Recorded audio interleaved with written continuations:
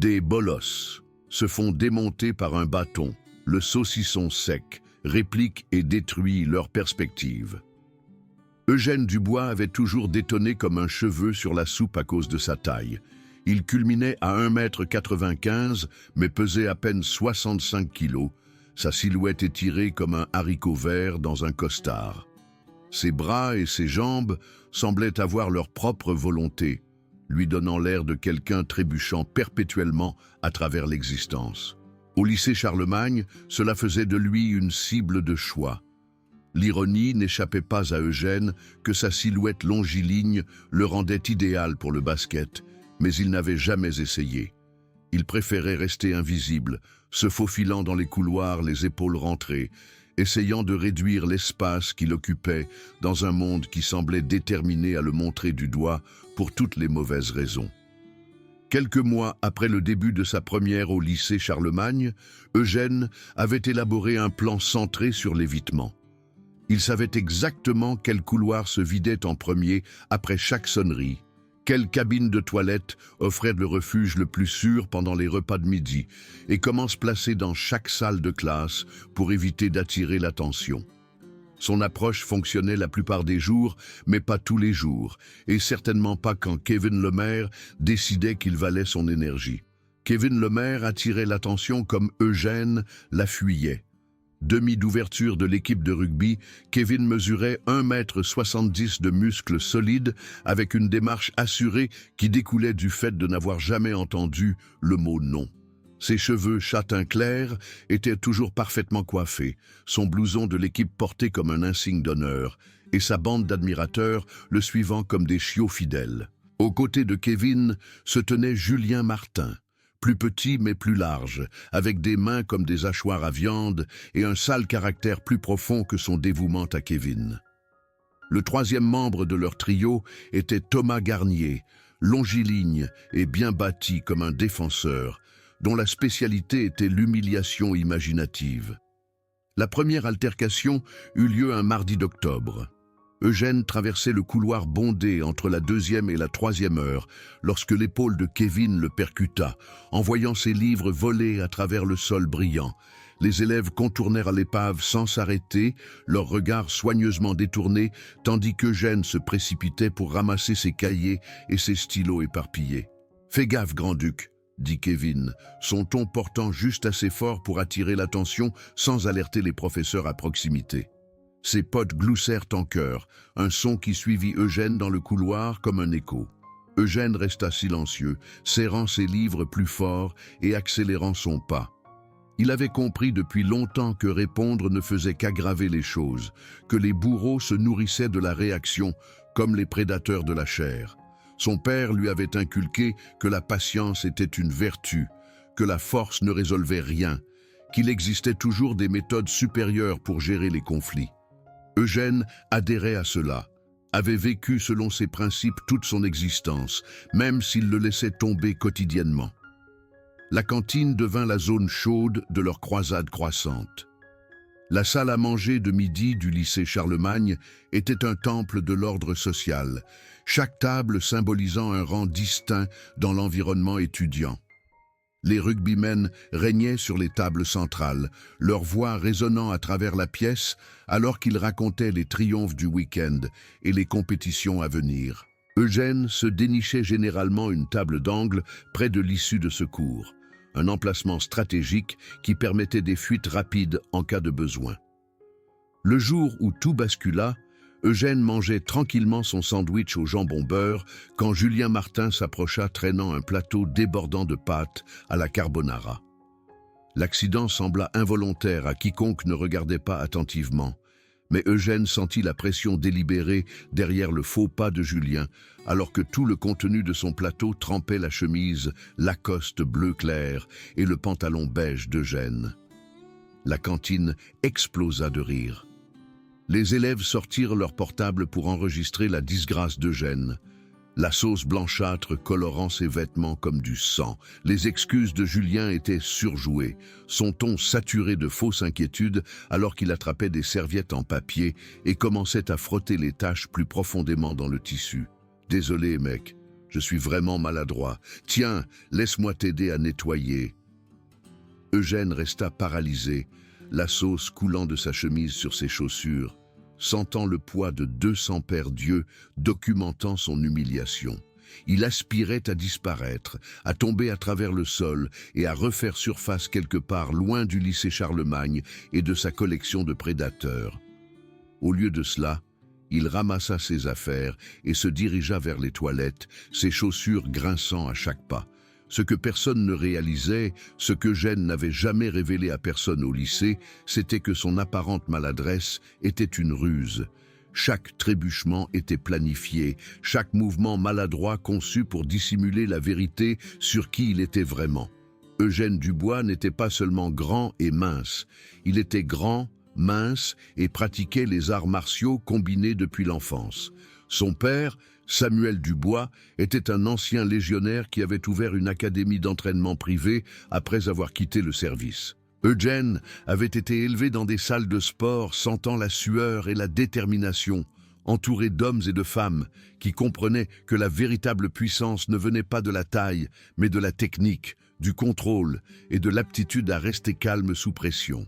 Au fil des années, Eugène pouvait briser des planches de bois à main nue, avait maîtrisé de nombreuses techniques de combat et possédait des réflexes suffisamment aiguisés pour attraper des mouches en plein vol.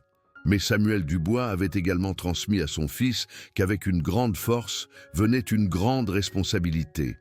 La force était une option de dernier recours, à utiliser uniquement lorsque toutes les autres voies avaient été épuisées, et uniquement lorsque cela était absolument vital pour l'autodéfense.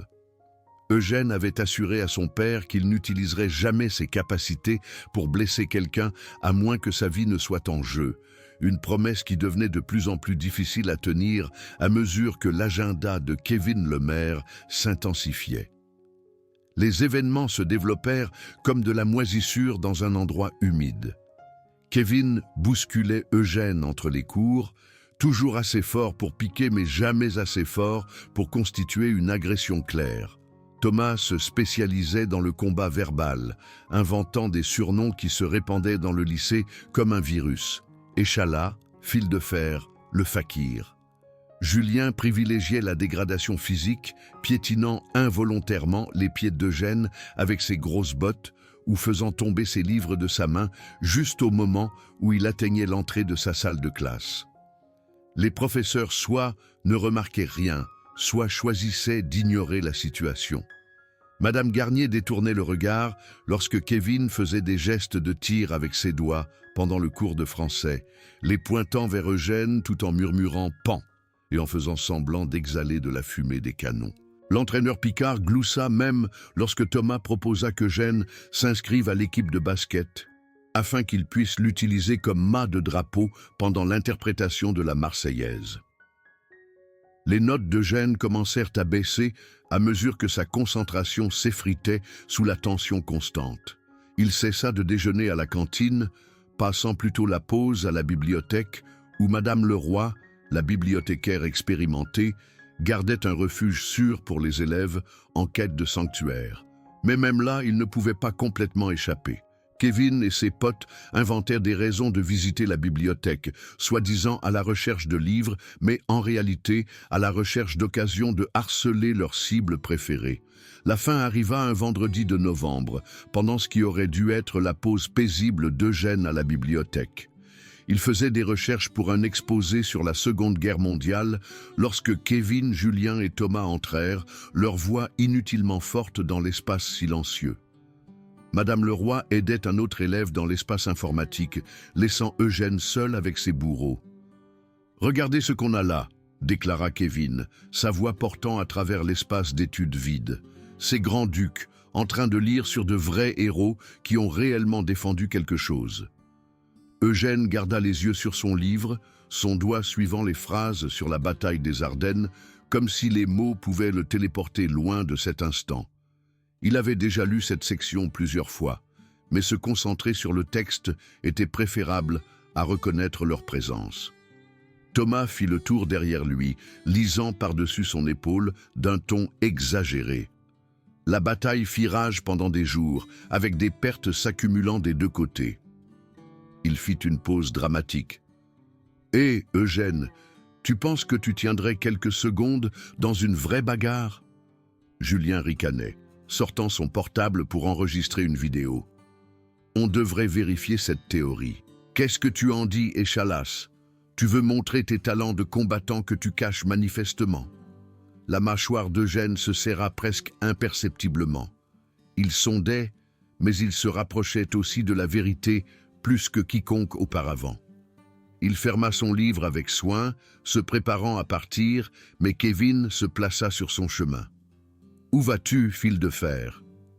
On ne fait que commencer. »« Je dois aller en cours, » dit Eugène doucement, son ton ferme malgré l'adrénaline qui commençait à pomper dans son système. « Les cours ne commencent pas avant un moment, » souligna Thomas. « Assez de temps pour une petite conversation. » Kevin se pencha plus près, son souffle chaud sur le visage d'Eugène.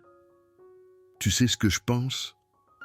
Je pense que tu es exactement ce que tu as l'air d'être, un minable faible et pitoyable qui ne s'est jamais défendu de toute sa vie. Je pense que si quelqu'un te frappait en ce moment, tu resterais juste là à encaisser comme le lâche que tu es. » Les mains d'Eugène restèrent stables, mais quelque chose vacilla dans ses yeux. Pendant un éclair, le déguisement glissa, et Kevin entrevit quelque chose qui le fit reculer contre son gré. « C'était quoi cette expression ?» demanda Julien se rapprochant. « Est-ce qu'Échalas vient d'essayer de te défier du regard ?» L'instant disparut, et Eugène redevint l'élève maladroit qu'ils harcelaient depuis des mois. Il ramassa ses livres et essaya de partir, mais Thomas attrapa son sac à dos, le tirant vers l'arrière. « On n'a pas fini de te parler. » La confrontation aurait pu dégénérer là, dans l'ambiance tranquille de la bibliothèque, mais la voix de Madame Leroy résonna depuis l'espace informatique, rappelant aux élèves les règles de recherche appropriées. Les trois brutes échangèrent des regards et choisirent de reporter leur amusement jusqu'à ce qu'un endroit plus privé se présente. Cet endroit arriva le lundi suivant, après l'entraînement de basket. Eugène était resté tard à la bibliothèque une fois de plus, attendant que les couloirs se vident avant de tenter son trajet vers le parking où sa vieille berline l'attendait. Novembre avait apporté une vague de froid précoce à leur petite ville, et l'obscurité tombait rapidement après 16 heures. Les lampes du parking formaient des flaques de lumière jaune séparées par des zones d'ombre profondes, idéales pour les événements qui préféraient éviter l'attention des adultes. Eugène tâtonnait avec ses clés lorsqu'il entendit des pas s'approcher par derrière. Il n'avait pas besoin de se retourner pour savoir qui c'était. Les voix étaient aussi reconnaissables que ses propres angoisses. « Tiens, tiens, tiens !» La voix de Kevin voyagea à travers le parking désert. « Regardez sur qui on est tombé, tout seul dans l'obscurité. » Eugène se retourna lentement, ses clés toujours serrées dans sa main droite. Kevin, Julien et Thomas se tenaient à 6 mètres de distance, répartis selon un schéma qui bloquait son accès au bâtiment scolaire. Dans les mains de Julien se trouvait une batte de baseball en métal, le métal se reflétant dans les lampes du parking. « Ce qui est intéressant avec les entraînements de basket, » dit Thomas d'un ton conversationnel, « c'est que l'entraîneur laisse toujours du matériel éparpillé. C'est incroyable ce qu'on peut trouver si on sait où chercher. » L'esprit d'Eugène parcourut les options à toute vitesse. Sa voiture était derrière lui, mais il ne l'atteindrait jamais avant qu'il ne réduise la distance. Le bâtiment scolaire était plus proche, mais les portes seraient verrouillées après les heures de cours. Son téléphone était dans son sac, mais appeler à l'aide prendrait trop de temps et ne serait probablement pas entendu par-dessus le son de ce qu'il prévoyait de faire avec cette batte. « On a réfléchi à notre conversation à la bibliothèque, » continua Kevin, commençant à avancer lentement. « À propos de tester tes compétences de combat, il semble que l'occasion idéale vient de se présenter. » « Je ne cherche pas les problèmes, » dit Eugène, son ton résonnant à travers le parking avec une fermeté surprenante. Julien rit, lançant la batte d'une main à l'autre avec une facilité acquise.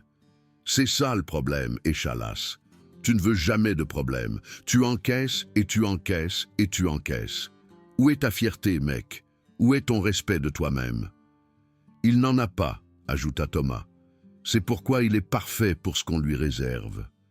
Ils étaient à 4,5 mètres maintenant, assez près pour qu'Eugène puisse voir l'excitation dans leurs yeux, l'anticipation de la brutalité qui s'accumulait depuis des mois.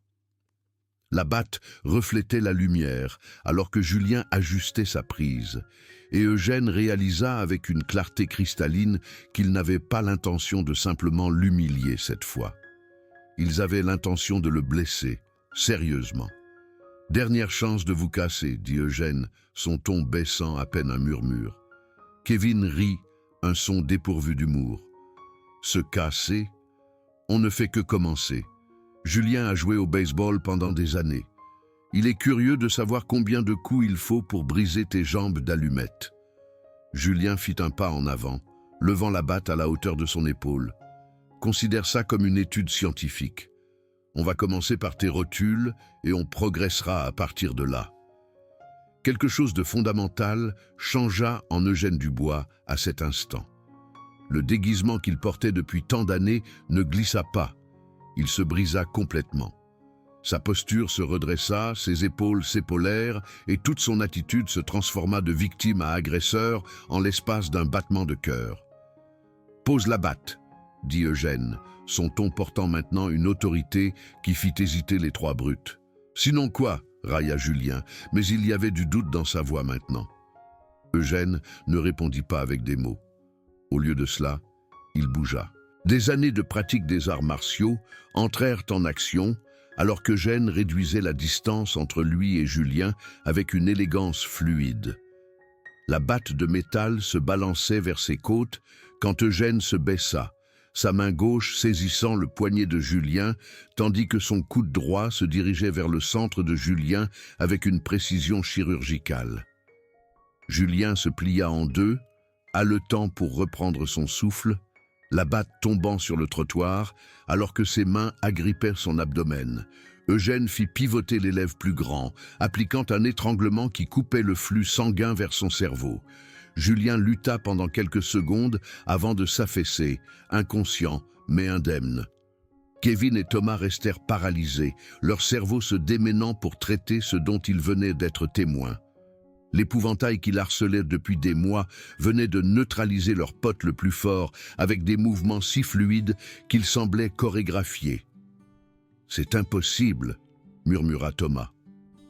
Eugène se redressa, la forme inconsciente de Julien à ses pieds, et regarda les deux brutes restantes avec des yeux qui ne contenaient aucune trace de l'élève effrayé qu'il pensait connaître. « À vous », dit-il simplement. Kevin chargea en premier, son entraînement de rugby entrant en jeu alors qu'il baissait son épaule et visait la taille d'Eugène. Eugène se décala au dernier moment, sa jambe droite balayant les chevilles de Kevin alors que l'élan de l'élève plus petit l'emportait. Kevin frappa le trottoir durement, se râpant les mains et les genoux sur la surface rugueuse. Thomas hésita, comprenant enfin qu'ils avaient commis une erreur de jugement catastrophique. Mais la fierté et des mois de domination ne le laisseraient pas reculer, même si chaque instinct lui criait de fuir.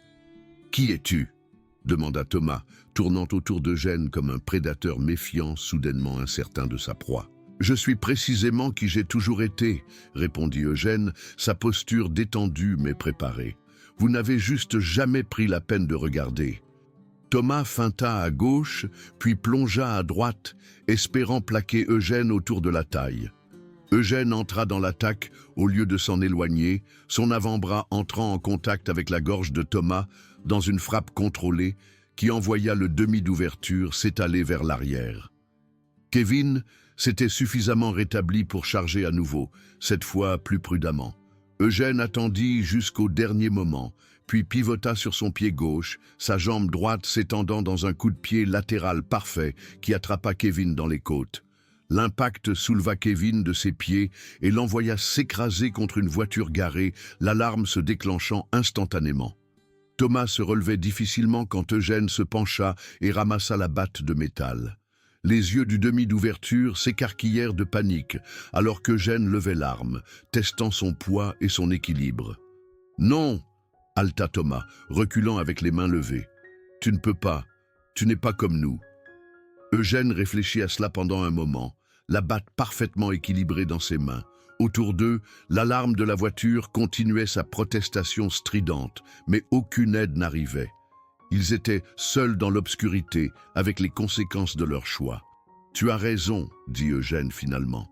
Je ne suis pas comme vous. » Au lieu d'utiliser la batte comme une arme, Eugène la plaça sur son genou et la cassa en deux, avec un son comme un coup de feu. Les deux morceaux tombèrent sur le trottoir avec des tintements métalliques qui résonnèrent à travers le parking. Thomas fixa la batte brisée, puis Eugène, son esprit luttant pour traiter ce dont il venait d'être témoin. Kevin était appuyé contre la voiture, se tenant les côtes et haletant pour reprendre son souffle. Julien restait inconscient sur le sol. « Mais voici ce qui va se passer », continua Eugène, son ton portant l'autorité tranquille de quelqu'un habitué à être obéi. « Vous allez me laisser tranquille, vous tous. Plus de bousculades dans les couloirs, plus d'incidents à la cantine, plus de surnoms créatifs. Vous allez faire comme si je n'existais pas. »« Tu as cassé les côtes de Julien », siffla Kevin. Eugène jeta un coup d'œil à l'élève inconscient, puis de nouveau à Kevin. « Ses côtes vont bien. Il dort. Il se réveillera dans quelques minutes avec rien de pire qu'un mal de tête. » Thomas trouva sa voix, bien qu'elle ne soit guère plus qu'un murmure. « Comment as-tu fait ça? Comment as-tu appris à te battre comme ça ?» Eugène se demanda s'il devait répondre, puis décida que certains secrets valaient la peine d'être partagés. « Mon père dirige un dojo. Je pratique depuis l'enfance. J'aurais pu mettre fin à tout ça il y a des mois. »« Alors pourquoi tu ne l'as pas fait ?»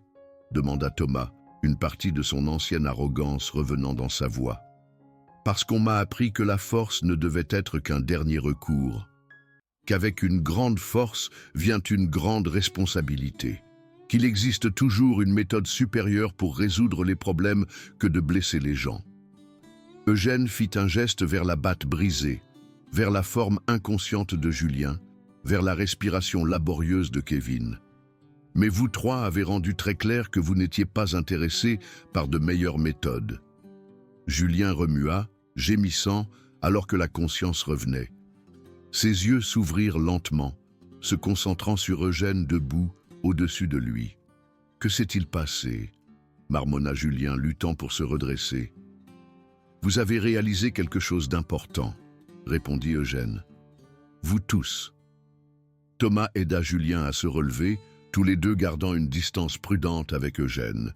Kevin se repoussa loin de la voiture, favorisant toujours ses côtes mais apparemment indemne. « Ce n'est pas fini, » dit Thomas, mais la menace manquait de conviction.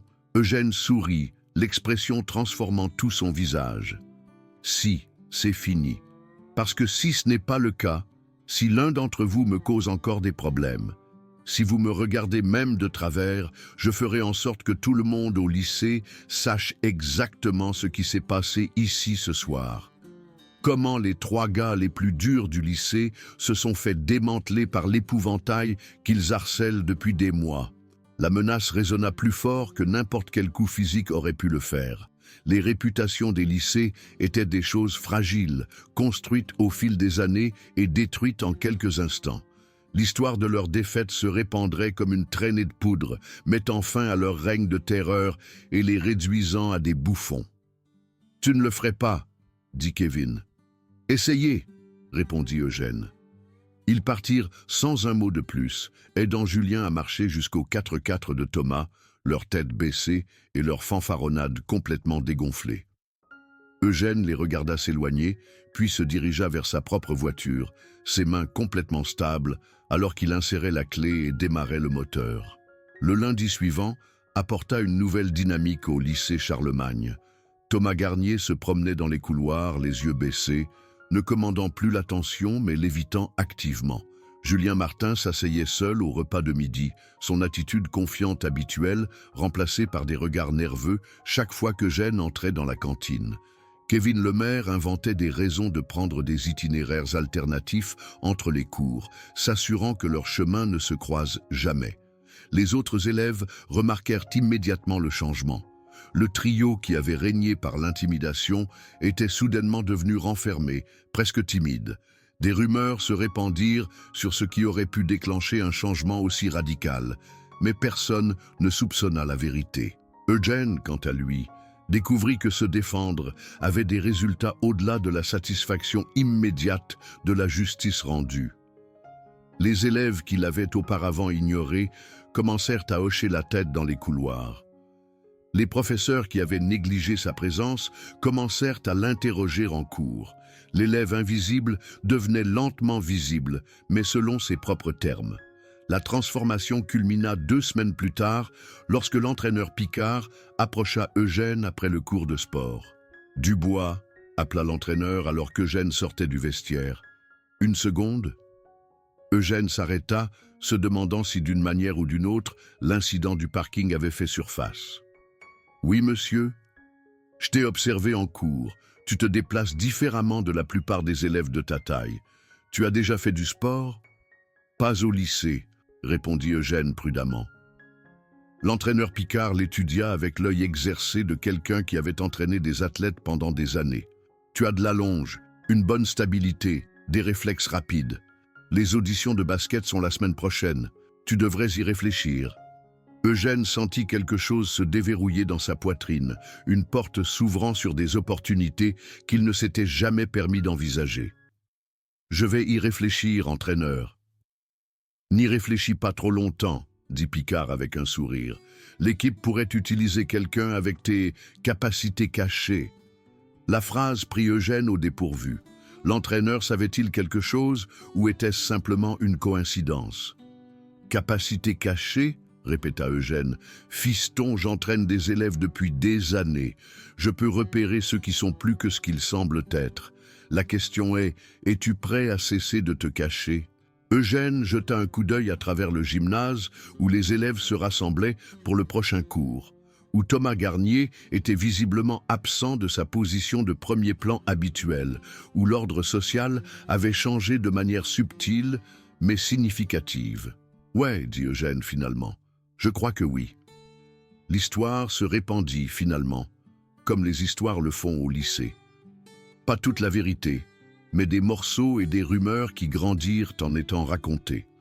Certains disaient qu'Eugène Dubois avait neutralisé 3 brutes à lui seul. D'autres affirmaient qu'il avait brisé une batte à main nue.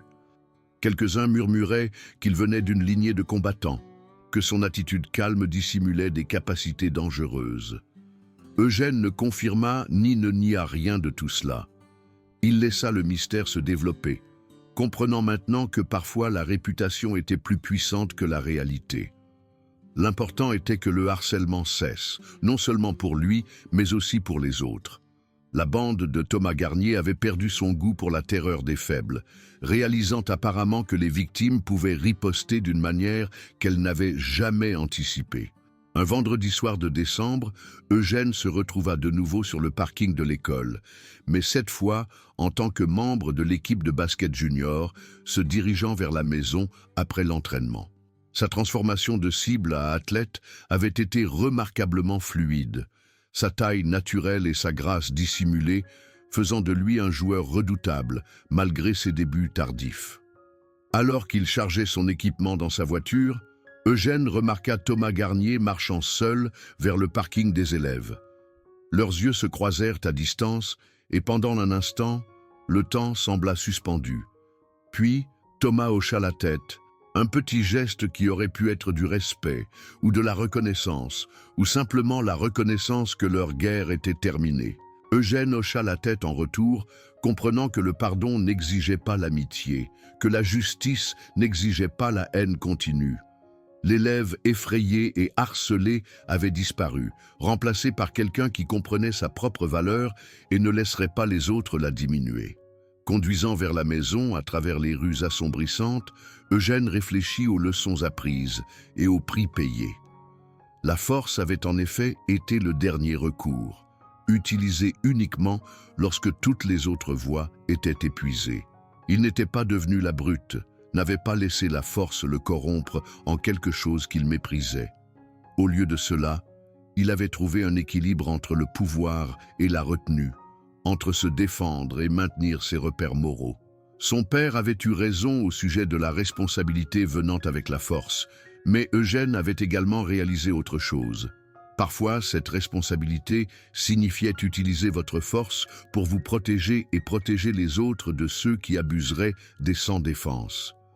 L'épouvantail avait disparu, remplacé par quelqu'un qui pouvait plier sans casser, quelqu'un qui comprenait que la véritable force ne venait pas de la taille ou de l'agression, mais du courage d'être précisément qui vous étiez censé être. Les lampes du parking rapetissèrent dans son rétroviseur alors qu'Eugène conduisait vers la maison, vers un avenir où il n'aurait plus jamais à dissimuler qui il était vraiment.